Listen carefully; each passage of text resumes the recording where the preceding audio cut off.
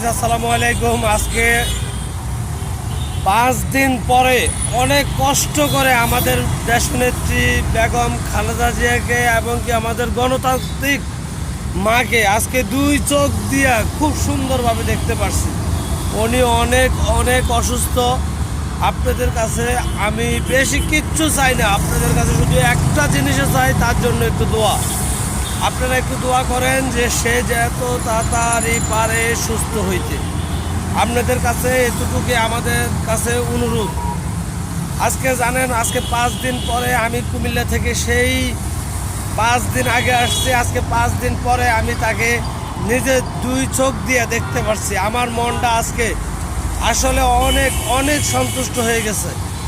আমি ডাক্তারদেরকে অনেক রিকোয়েস্ট করছি, বলছি যদি উনির কিছু লাগে, আমাদের মা উনি যদি ফুসফুস লাগে, কিডনি লাগে, যে কোনো একটা অঙ্গের পতঙ্গ লাগে, আমি দিতে প্রস্তুত। আমি দিতে একেবারে সম্পূর্ণভাবে প্রস্তুত। আমি দেশবাসীর কাছে খুবই বিনীত অনুরোধ জানাচ্ছি যে আমাদের দেশনেত্রী বেগম খালেদা জিয়ার জন্য সবাই দোয়া করবেন।